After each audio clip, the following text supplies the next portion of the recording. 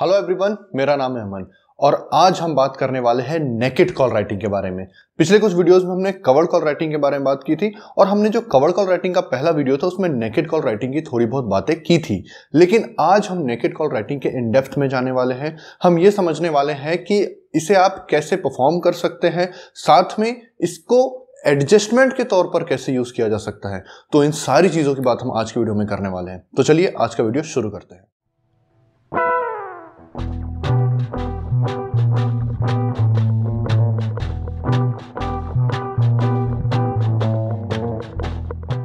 Naked call writing को समझने के लिए हमें सबसे पहले समझना होगा कि आखिर कॉल राइटिंग मतलब क्या होता है। तो देखिए, कॉल राइटिंग मतलब कॉल को बेचना और कॉल मतलब राइट टू बाय। इसका मतलब आप एक अंडरलाइंग एसेट के राइट टू बाय को किसी को बेच रहे हैं। इसका मतलब कि आप कह रहे हैं कि भाई मैं आपको एक एसबीआई का कॉल ऑप्शन सेल कर रहा हूं, राइट। मान लीजिए 520 रुपए की स्ट्राइक का। तो इसका मतलब क्या होगा? इसका मतलब आप आगे वाले बंदे को कह रहे हैं कि जिस भी दिन एक्सपायरी होगी उस दिन आप मेरे पास आइए और मैं आपको एसबीआई का शेयर 520 रुपए में बेच दूंगा, चाहे मार्केट में प्राइस कुछ भी हो। तो यदि मार्केट में प्राइस 520 से ऊपर होगा तब वो बंदा हमारे पास आकर उसे 520 में खरीद लेगा, मतलब अपना वो राइट को एक्सरसाइज कर लेगा। लेकिन यदि इस दिन एक्सपायरी वाले दिन मार्केट में प्राइस 520 से कम होगा तो वो नहीं आएगा। वो बोलेगा भाई मैं मार्केट से ही ले लूंगा, तुझसे 520 में क्यों लूं। इसका मतलब हमने क्या किया? इसका मतलब हमने राइट टू बाय को सेल किया है उस बंदे को। हमने उस बंदे को राइट टू बाय दे दिया है। तो ये तो बात थी कॉल राइटिंग के बारे में। अब नेकेड कॉल राइटिंग मतलब क्या है? अब देखिए, आप बोल रहे हैं कि मैं, हमारे इस एग्जांपल में, कि भैया मैं आपको एसबीआई का शेयर बेचूंगा, लेकिन यार एसबीआई का शेयर उस आगे वाले बंदे को देने के लिए आपके पास एसबीआई का शेयर होना तो चाहिए, राइट। और यदि आपके पास वो शेयर है तो वो कवर्ड कॉल राइटिंग हो गई जो हमने लास्ट टाइम देखा था। लेकिन यदि आपके पास वो शेयर्स नहीं है तो ये हो जाती है नेकेड कॉल राइटिंग। तो उस केस में आपको क्या करना होगा? मान लीजिए आपने एक्सपायरी तक होल्ड करके रखा है और एक्सपायरी वाले दिन एसबीआई का प्राइस 520 से कहीं ऊपर रहता है, तो आपको तुरंत मार्केट जाना पड़ेगा और एसबीआई का प्राइस जितने का भी होगा उस समय 530 540, आपको उस प्राइस पे एसबीआई को खरीदना होगा और उस बंदे को 520 रुपए में आपको वो शेयर देना होगा, क्योंकि आपको वो कॉन्ट्रैक्ट फुलफिल भी करना है। अब आपके दिमाग में ये चीज आ रही होगी कि यार अगर मुझे मार्केट में जाकर के उस दिन के प्राइस के हिसाब से खरीदना ही पड़ेगा तो फिर मैं नेकेड कॉल ऑप्शन बेचूंगा ही क्यों? ऐसा कई लोग इसलिए करते हैं क्योंकि उन्हें लगता है कि एक्सपायरी वाले दिन तक हमारे अंडरलाइंग एसेट का जो प्राइस है वो हमारी स्ट्राइक प्राइस के ऊपर नहीं जा सकता। ये तो कुछ ऐसा ही है कि आपकी आज बर्थडे पार्टी है, उसमें आपने 50 लोगों को इनवाइट किया है, लेकिन आपको लग रहा है कि पूरे 50 तो नहीं आने वाले हैं, सिर्फ 40 लोग आएंगे। तो आपने क्या किया? तो आपने सिर्फ 40 प्लेट्स का इंतजाम किया है खाने के लिए। तो इससे क्या होगा? इससे आपने इनविटेशन भी दे दिया 50 लोगों को, लेकिन आपको खर्चा सिर्फ 40 लोगों पर करना पड़ा। इसका मतलब वो जो 10 इनवाइट्स हैं, जो 10 इनविटेशंस हैं, वो नेकेड इनविटेशंस हैं, राइट। तो उस समय क्या होगा? अब आपको ऐसा लग रहा है कि वो लोग नहीं आएंगे, लेकिन अगर वो आ जाते हैं, मतलब कि हमारे अंडरलाइंग एसेट का प्राइस ऊपर चला जाता है, तो फिर आपको क्या करना पड़ेगा? आपको भैया तुरंत मार्केट में जाकर जिस भी रेट में वो प्लेट मिल रही होगी उस समय आपको वो खरीद कर लाना पड़ेगा और उस आगे वाले बंदे को देना पड़ेगा, क्योंकि भैया आपने इनवाइट किए हो और अतिथि देवो भव, तो पूरा तो करना पड़ेगा। वैसे ही यहां पर आपको अपना कॉन्ट्रैक्ट पूरा करने के लिए, भली से आपको शुरुआत में लग रहा था कि यार ये 520 के ऊपर नहीं जाएगा, लेकिन अब तो वो जा चुका है, तो यहां पर आपको तुरंत मार्केट जाना पड़ेगा और जिस भी प्राइस पर आपको ये मिल रहा होगा अंडरलाइंग एसेट वो खरीदना पड़ेगा और फिर आपको उस एसेट को उस बंदे को 520 रुपए में बेचना पड़ेगा। तो देखिए, नेकेड कॉल राइटिंग जो है उसके साथ यही सबसे बड़ी दिक्कत है, क्योंकि हमें नहीं पता ना कि जो अंडरलाइंग एसेट है उसका प्राइस कितने ऊपर जा सकता है। वो तो कितना भी ऊपर जा सकता है। मान लो एसबीआई का प्राइस 500 से एक्सपायरी के पहले ही 5000 चला गया, तब तो मुझे 5000 रुपए में वो शेयर खरीदना पड़ेगा और उसे 520 में बेचना पड़ेगा।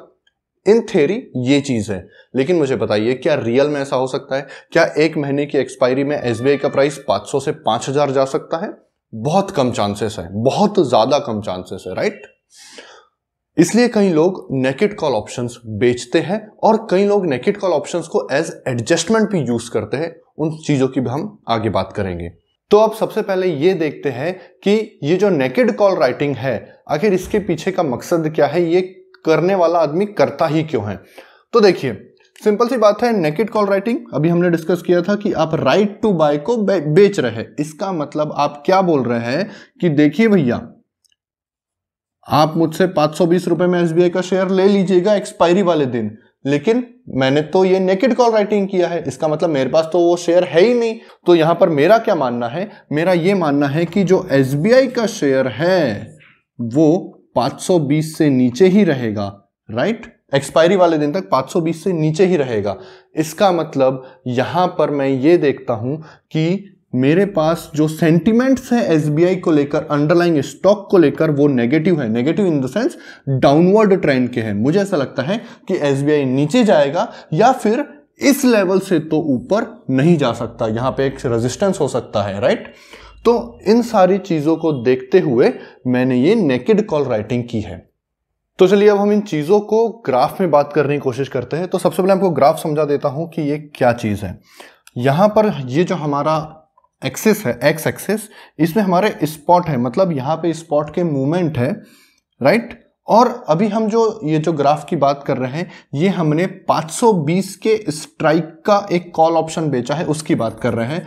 तो ये मान लीजिए कॉल ऑप्शन हमने बेचा है 20 रुपए में। तो आपको इसके y एक्सिस में मिल जाएंगे प्रॉफिट एंड लॉसेस, ये 0 है तो इसके नीचे लॉसेस और इसके ऊपर प्रॉफिट, और यहां पे आपको सारे स्पॉट्स मिल जाएंगे। हमारा स्ट्राइक वो फिक्स्ड है 520 रुपए। तो क्या होगा, अब ये देखते हैं। आपका जो मैक्सिमम प्रॉफिट होने वाला है वो तो 20 रुपए ही होने वाला है, राइट। मैक्सिमम प्रॉफिट है होने वाला है 20 रुपए। आपका स्ट्राइक प्राइस है 520 रुपए। इसका मतलब आपका जो ब्रेक इवन पॉइंट बनने वाला है वो बनेगा 540 रुपीज। इसका मतलब एसबीआई का शेयर 540 तक जाते तक आपको लॉस नहीं होगा। 540 पर जीरो प्रॉफिट जीरो लॉस की सिचुएशन बनी रहेगी, क्लियर।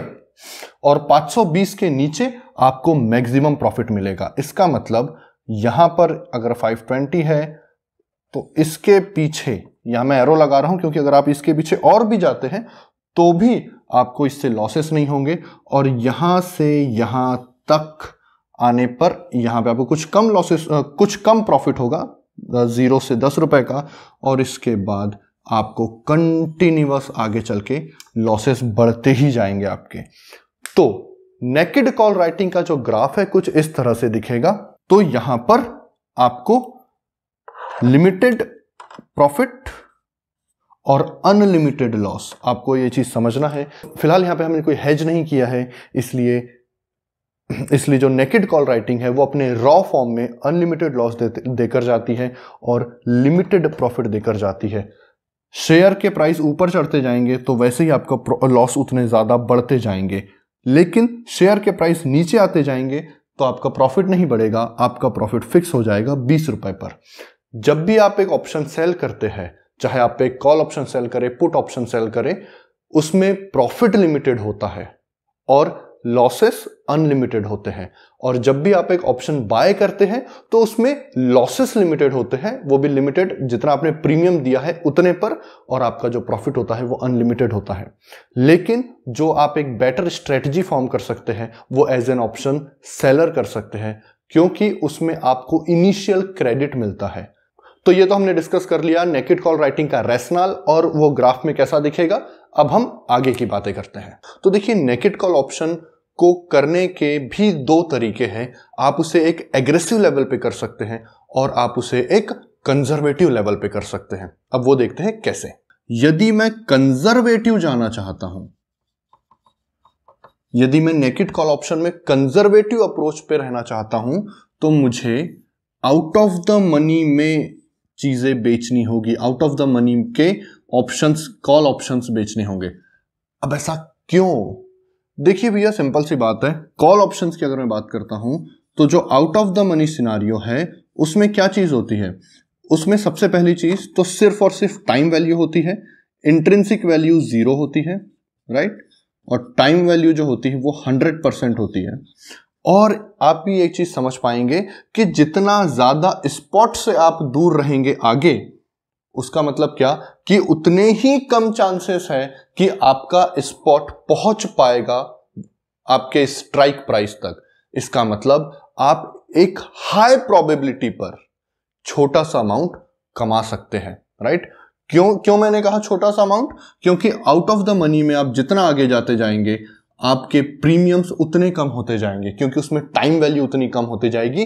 तो यदि आपको कंजर्वेटिव वे में करना है तो आउट ऑफ द मनी एक अच्छा ऑप्शन है, राइट। हम ये सारी चीजें कंपेयर करने वाले हैं एग्रेसिव वे से।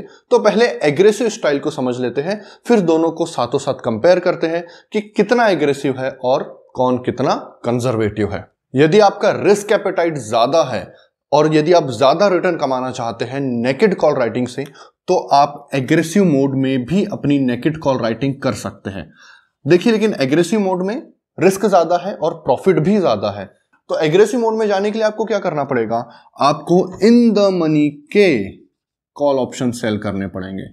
अब ऐसा क्यों? तो देखिए, सिंपल सी बात है, जब भी हम इन द मनी की बात करते हैं तो इसमें कुछ पोर्शन टाइम वैल्यू का होता है और कुछ पोर्शन इंट्रिंसिक वैल्यू का भी होता है। और हमें यह तो चीज पता है कि जो टाइम वैल्यू है वो तो एक्सपायरी पर आते आते जीरो हो जाएगी, लेकिन इंट्रिंसिक वैल्यू जीरो नहीं होती है एक्सपायरी पर भी, राइट। इसका मतलब इंट्रिंसिक वैल्यू जहां के वहां बनी रहेगी या फिर प्राइस के फ्लक्चुएशन के साथ साथ वो कम ज्यादा होते जाएगी। तो यदि हम इन द मनी में कॉल ऑप्शंस को सेल कर रहे हैं तो हम किस चीज पर बैट लगा रहे हैं? हम अंडरलाइंग एसेट के प्राइस मूवमेंट पर भी बैट लगा रहे हैं, क्योंकि तब वो हमें बहुत ज्यादा इंपैक्ट करने वाला है। अब वो कैसे इंपैक्ट करता है, चलिए उसे एक एग्जांपल से समझते हैं और फिर उस एग्जांपल को हम कंपेयर करेंगे कि कंजर्वेटिव वे से काम करने से चीजें कैसे काम करती है। तो देखिए, मान लीजिए एसबीआई का जो स्पॉट है वो 500 रुपीज चल रहा है और आपने एसबीआई का एक इन द मनी ऑप्शन बेचा। इन द मनी मतलब कॉल ऑप्शन बेचा 470 के स्ट्राइक का फॉर द प्राइस ऑफ से 50 रुपीज। इसका प्रीमियम यदि 50 है तो फिलहाल इंट्रिंसिक वैल्यू यहां पर 30 रुपीज है और टाइम वैल्यू यहां पर 20 रुपीज है। इसका मतलब अभी की सिचुएशन के हिसाब से यदि स्पॉट अनचेंज्ड रहता है, राइट, तो भी मुझे सिर्फ और सिर्फ टाइम वैल्यू मेरी एक्सपायरी तक जीरो होने वाली है, मेरा इंट्रिंसिक वैल्यू जीरो नहीं होने वाला है। इसका मतलब मुझे पूरे 50 रुपए का प्रॉफिट नहीं होने वाला है यदि ये अनचेंज्ड रहा तो, यदि ये अनचेंज्ड रहा तो, राइट। तो यहां पर मुझे सिर्फ 20 रुपए का प्रॉफिट होने वाला है। तो इससे हम एक चीज तो समझ गए कि जब भी हम इन द मनी में बाय करते हैं तो हम एक्सपायरी के साथ साथ मतलब टाइम वैल्यू के साथ साथ इंट्रिंसिक वैल्यू पर भी बैट लगा रहे हैं। हम इंट्रिंसिक वैल्यू पर बैट लगा रहे हैं मतलब हम स्पॉट के प्राइस मूवमेंट को भी प्रिडिक्ट करने की कोशिश कर रहे हैं। हम ये कह रहे हैं कि भाई आप नीचे आ जाएंगे, राइट। और जब हमने आउट ऑफ द मनी में लिया था तब हमने ये नहीं कहा था कि आप नीचे आ जाएंगे या आप ऊपर चले जाएंगे, हमने कहा था कि आप जहां के वहीं रहेंगे। इसीलिए हम और समय के साथ टाइम वैल्यू जीरो हो जाएगी तो हमें उतना प्रॉफिट मिल जाएगा। इसलिए वो एक कंजर्वेटिव अप्रोच थी और यहां पर हम लोग अंडरलाइंग एसेट के प्राइस पर भी बैट लगा रहे हैं, उसको हम कंसिडर कर रहे हैं, इसलिए ये एक रिस्की अप्रोच है, राइट। चलिए इसे और आगे हम ले जाते हैं और एक्चुअल में देखते हैं कि रिस्क कितना है। तो चलिए अब इस चीज को हम कंपेयर करते हैं कंजर्वेटिव अप्रोच से। तो हम ऐसा मान लेते हैं कि एसबीआई का स्पॉट तो 500 ही है और हमने एक एग्रेसिव अप्रोच अपनाई पहले बार में, ये फर्स्ट सिनारियो, कि एसबीआई का हमने कॉल ऑप्शन 470 का ही बेचा है and it is for around से कितना, and it cost around 50 rupees. Second, हम अब कंजर्वेटिव अप्रोच में जा रहे हैं और हमने एसबीआई का ही एक कॉल ऑप्शन बेचा, बट इस बार हमने आउट ऑफ द मनी में काम किया। हम चले गए इधर 530 तक जिसका प्राइस है से 20 रुपीज। Yes,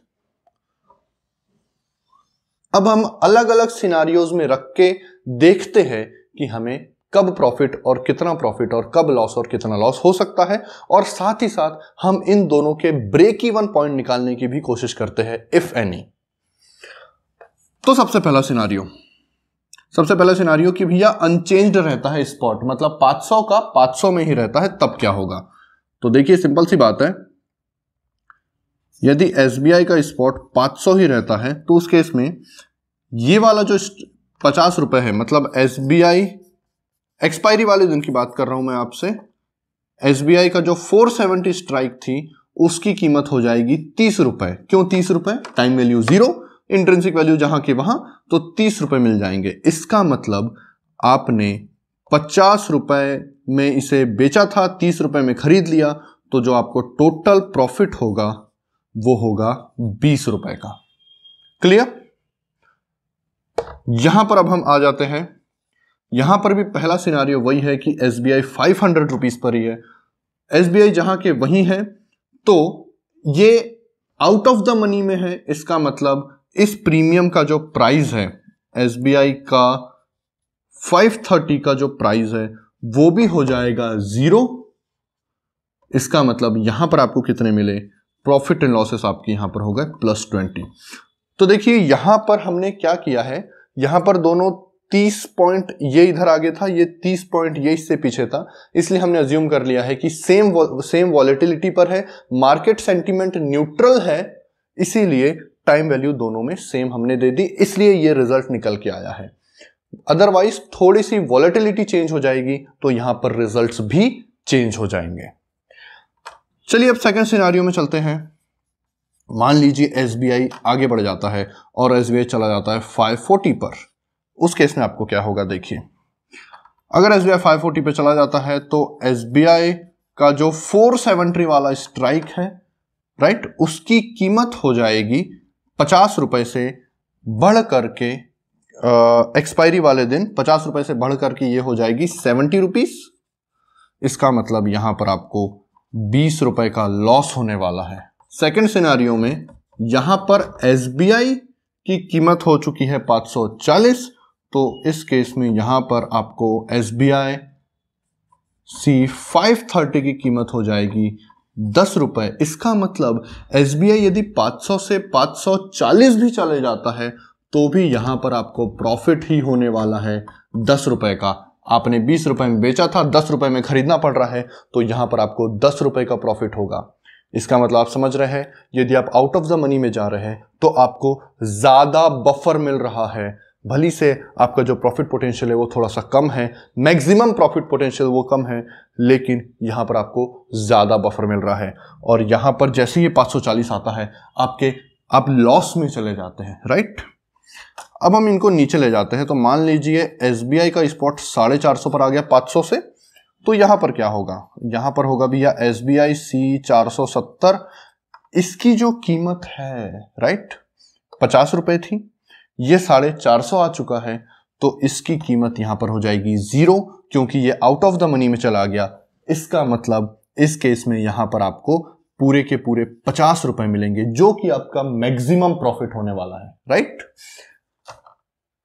yes, +50। यहां पर अगर मैं सेम सिनेरियो की बात करूं तो यहां पर ये तो 0 ही रहने वाला है, हमें पता है, क्योंकि जब एसबीआई 500 के 500 में था तभी 0 था, तो यहां पर भी वो 0 ही रहने वाला है। 530 = 0, तो यहां पर पीएनएल बनेगा +20। तो देखिए ये एग्रेसिव क्यों है? ये एग्रेसिव इसलिए है क्योंकि अगर प्राइस थोड़ा सा भी ऊपर जाता है स्पॉट का तो ये आपको लॉसेस देने लगेगी, और यहां पर प्राइस ठीक ठाक पॉइंट का एक कुशन देकर जाता है तो भी आपको लॉस नहीं होने वाला है। देखिए 540 यहां पे 20 का लॉस, यहां पे 10 का प्रॉफिट, और डिफरेंस कहां है? ये है हाई रिस्क, तो यहां पे है हाई रिटर्न। यहां पे जो प्रॉफिट पोटेंशियल है वो 50 पॉइंट का है, यहां पर प्रॉफिट पोटेंशियल सिर्फ 20 पॉइंट का है। तो चलिए अब दोनों का ब्रेक इवन पॉइंट निकालते हैं। तो देखिए, तो इस केस में हमारा जो ब्रेक इवन पॉइंट बनेगा इन द मनी के केस में, 470 स्ट्राइक के केस में, वो बनेगा 520। क्यों 520? क्योंकि यदि एसबीआई 520 पे जाके एक्सपायर होता है तो उस केस में ये जो 470 है इसकी कीमत हो जाएगी 50 रुपए। मतलब 50 रुपए में ही खरीदा था, 50 रुपए में ही बेच रहे हैं, तो टोटल प्रॉफिट या लॉस हो जाता है 0 रुपीज। इसका मतलब यदि SBI 520 तक ऊपर जाता है तब तक तो ठीक है, और 520 के बाद ऊपर जाता है तो लॉसेस शुरू हो जाएंगे, और वो लॉसेस थ्योरेटिकली अनलिमिटेड है, और यहां पर नीचे आने पर तो प्रॉफिट होना ही है। अब यदि मैं आपसे 530 स्ट्राइक की बात करूं तो इसका जो ब्रेक इवन पॉइंट बनेगा वो बनेगा 550। 550 क्यों बनेगा? जैसे ये 550 आता है, इसकी कीमत हो जाएगी 20 रुपए। हमने बेचा था 20 रुपए में, खरीदना पड़ रहा है 20 रुपए में, तो ये हो गया 0 रुपीज।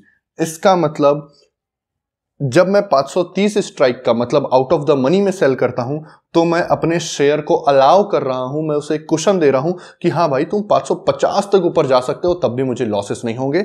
लेकिन इस केस में थोड़ी सी एग्रेसिव स्ट्रेटजी है, यहां पर मैं ज्यादा अलाउंस नहीं दे रहा हूं अपने शेयर को, तुम भैया 520 के ऊपर गए तो मेरे लॉसेस शुरू हो जाएंगे। तो अब आपको यहां पे समझ आ गया होगा कि क्यों ये रिस्की है और क्यों ये कंजर्वेटिव अप्रोच है। तो देखिए, वैसे तो नेकेड कॉल राइटिंग करने की मैं सलाह नहीं देता हूं। क्यों सलाह नहीं देता हूं? क्योंकि जैसा कि हमने ग्राफ में भी देखा था, ये जो नेकेड कॉल राइटिंग है ये आपको एक अनलिमिटेड रिस्क देता है। भली से वो रिस्क थ्योरेटिकली ही अनलिमिटेड है, लेकिन वो एक अनलिमिटेड रिस्क आपको देता है, और ये एक साइकोलॉजिकल गेम बन जाता है दैट आर यू कंफर्टेबल कि आपके पोर्टफोलियो में एक नेकेड कॉल ऑप्शन हो जिसमें प्राइस ऊपर जाने पर आपको लॉसेस होने लगे, राइट? तो इन चीजों को काफी आपको ध्यान में रखना है, तभी आपको नेकेड कॉल ऑप्शन लेना है। नेकेड कॉल ऑप्शन एक बहुत ज्यादा रिस्की और एग्रेसिव स्ट्रेटजी है। आप अगर आउट ऑफ द मनी में जाते हैं तो हाँ, आपके जीतने के चांसेस बढ़ जाते हैं, लेकिन वहीं आपका मैक्सिमम प्रॉफिट पोटेंशियल कम होते जाता है। तो मैं तो आपसे यही सजेस्ट करूंगा कि जो नेकेड कॉल राइटिंग है वो अंडरस्टैंडिंग के लिए रखिए, इसे रियल में यूज मत कीजिए, इसे आप दूसरे एडजस्टमेंट के साथ यूज कीजिए। जो हम जैसे जैसे हम स्ट्रेटजीज देखते जाएंगे आगे, उन स्ट्रेटजीज को जब एडजस्ट करने की बारी आएगी और जहां भी नेकेड कॉल राइटिंग का हम यूज करेंगे मैं आपको बता दिया करूंगा। तो आज की वीडियो के लिए फिलहाल इतना ही, मिलते हैं अपने नेक्स्ट वीडियो में, तब तक के लिए this is Aman signing off.